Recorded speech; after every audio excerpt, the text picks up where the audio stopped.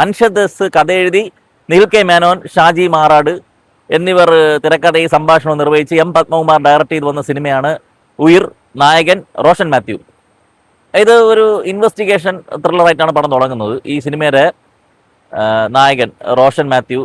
ഇപ്പം ഇതുപോലത്തെ ഇൻവെസ്റ്റിഗേഷൻ പടം വരുമ്പം നായകൻ എന്തെങ്കിലും ഒരു ട്രോമ ഉണ്ടാവണമല്ലോ. ഈ പടത്തിലുണ്ട്. കൊച്ചിലെ തന്നെ പെങ്ങളെ കാണാതായി. ഇത് സ്പോയിലർ കഥയൊന്നും അല്ലേ, ഫസ്റ്റ് സീനിൽ പറയണേ, പ്ലോട്ടാണ് പറയണേ. അതിൻ്റെ ഒരു ബുദ്ധിമുട്ട് ഇദ്ദേഹത്തിനുണ്ട്. അപ്പം ഇത് സാധാരണ സിനിമയിൽ വെറുതെ അയാൾക്കൊരു ട്രോമ ഇരിക്കട്ടെ എന്ന് പറഞ്ഞിട്ട് ഇട്ട് കൊടുക്കുന്നതാണ്. ഇതിലങ്ങനെയല്ല. ഇതിൽ പിന്നീട് അങ്ങോട്ട് റോഷൻ മാത്യുവിൻ്റെ പെർഫോമൻസിൽ വരുന്ന ചേഞ്ചസും ആ ഇമോഷൻ നമുക്ക് ക്യാരി ചെയ്യണമെങ്കിൽ ഈ ബാക്കപ്പ് അദ്ദേഹത്തിന് ഉണ്ടെന്ന് നമുക്ക് മനസ്സിലായിരിക്കണം. അങ്ങനെ പോകുമ്പോൾ അങ്ങോട്ടും ഇയാളുടെ പെർഫോമൻസ് അടിപൊളിയാണ്. തുടക്കം കുറേ അറിഞ്ഞൂടാത്ത ഒരു പോലീസ് ഓഫീസറായിട്ടാണ് പോകുന്നത്. പക്ഷെ പോകെ ഇയാളുടെ പെർഫോമൻസിൻ്റെ മീറ്റർ കയറി വരുന്നത് നമുക്ക് ആ പെയിൻ ഫീൽ ചെയ്യുന്നത് നമുക്ക് മനസ്സിലാവും. അതുപോലെ തന്നെ ബൈജു സന്തോഷിൻ്റെ കഥാപാത്രം, അദ്ദേഹത്തിന് ഒരു പ്രശ്നമുണ്ട്. അതും കുറച്ചു നേരം നമ്മളപ്പം വിചാരിക്കും ഇതൊക്കെ എന്തിനാണ് ചുമ്മാ കാണിച്ചു പോകണം, ഇല്ലെങ്കിൽ വല്ല കാര്യമുണ്ടോ ചോദിക്കും. അല്ല, കാര്യമുണ്ട്, ഇങ്ങനെ പോകണം. അപ്പം ഒരു ആസ് യൂഷ്വൽ ഒരു മർഡർ വരുന്നു, അന്വേഷണം. നമ്മൾ ഈ കൊറോണ സമയത്ത് OTT പടങ്ങൾ ഒരുപാട് പുഴുങ്ങിയ ത്രില്ലേഴ്സ് വന്നിട്ടുണ്ട്. അതുപോലത്തെ ഒരു കേസ് അന്വേഷണം പോവേണം.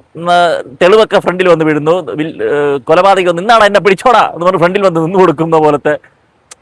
ഇവരുടെ ക്രിയേറ്റീവായിട്ടൊന്നും കണ്ടുപിടിച്ച് വലുതായിട്ടൊന്നും വരുന്നില്ല. എല്ലാം ഒരു ലക്കിൻ്റെ ഇതുകൊണ്ട് കിട്ടണേ ശിക്കാരി ശംഭു പരിപാടി.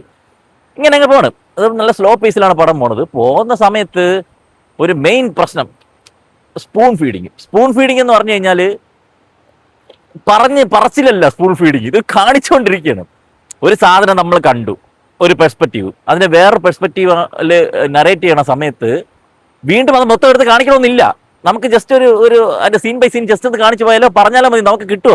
അതിന് വരെ വീണ്ടും ഒന്നേന്ന് എടുത്തിട്ട് കാണിക്കുക. ഇങ്ങനെ കാണിച്ച് ഈ പടം ഇത്തിരി വലിഞ്ഞു പോകും പോലെ എനിക്ക് ഫീൽ ചെയ്ത്. അതുപോലെ ഈ മരണമൊക്കെ കഴിഞ്ഞ് കഴിഞ്ഞാൽ ബോഡി സ്റ്റിഫ് ആവാനൊക്കെ കുറച്ച് സമയമുണ്ട്. അതിൻ്റെ ഇടയ്ക്ക് ബോഡിയൊക്കെ സ്റ്റിഫ് ആവും എന്നുള്ള കുറച്ച് കാര്യങ്ങൾ, ഇങ്ങനെ കുറച്ച് ചെറിയ പ്രശ്നങ്ങളായിട്ട്. പക്ഷേ കഥ മുന്നോട്ട് പോകുന്നുണ്ട്. നമുക്ക് ഒരു വലിയ ത്രില്ലിങ് ഫാക്ടറോ അങ്ങനത്തെ പരിപാടികളൊന്നും ഇല്ലാതെ അങ്ങ് പോവുകയാണ്. പക്ഷെ പതുക്കെ നമുക്ക് കിട്ടുക എന്ന് പറഞ്ഞു കഴിഞ്ഞാൽ ഈ പടത്തിൻ്റെ മോട്ടീവ് അതേയല്ല. ഇതങ്ങനൊരു സസ്പെൻസ് ത്രില്ലർ പരിപാടിയല്ല ഇത് ഉദ്ദേശിക്കുന്നത്. ഇത് ഇമോഷണൽ ഡ്രാമയാണ്. അതിലേക്ക് നമ്മൾ കൊണ്ടെത്തിക്കുന്ന ഒരു സാധനമുണ്ട്.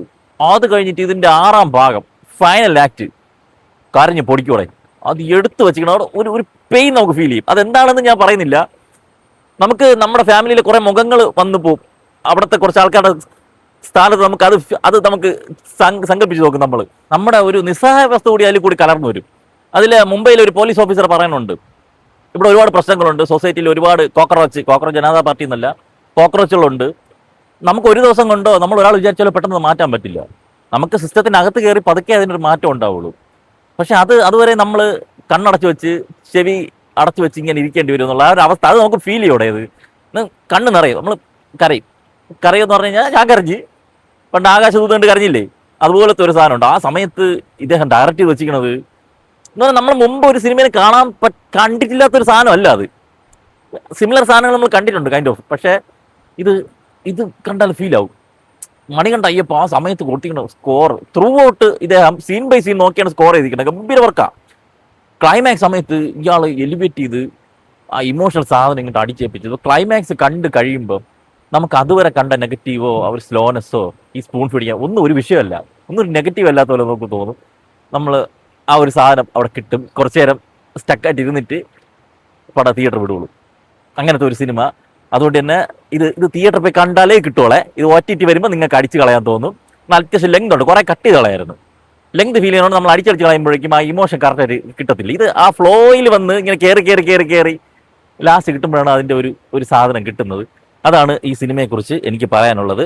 ഇനി ഇതിൽ പെർഫോമൻസുകൾ പറഞ്ഞു കഴിഞ്ഞാൽ റോഷൻ തുടക്കം ഞാൻ പറഞ്ഞു നിർഗുണം പോലെ ഇരുന്നിട്ട് പിന്നെ ഇയാളെ കുറേ കുട്ടില മൊമെൻറ്റ്സ് ഉണ്ട്. നമ്മൾ ആ ക്യാരക്ടറിനെ ഡിസൈൻ ചെയ്തിരിക്കുന്ന സാധനം നമുക്ക് കിട്ടിയതുകൊണ്ടാണ് അവിടുത്തെ ആ പെയിൻ നമുക്ക് ഫീൽ ചെയ്തത്. ബൈജു, വിനീത് തട്ടിലുണ്ട്, ശ്രുതി മേനോനുണ്ട്, നല്ല റോളായിരുന്നു. വിനോദ് സാഗർ ഉണ്ട്, നല്ലൊരു റോള് ചെയ്തിട്ടുണ്ട്. വിനോദ് സാഗർ ആരെന്നറിയാലോ, നമ്മളെ രാക്ഷസ സിനിമയിലെ ആ ചൊറിയനായിട്ടുള്ള മറ്റേ വൃത്തികെട്ട ടീച്ചർ, അവൻ നല്ല വർക്കായിരുന്നു. പിന്നെ ദിവ്യ എം നായരുണ്ട്. ദിവ്യ എം നായർ,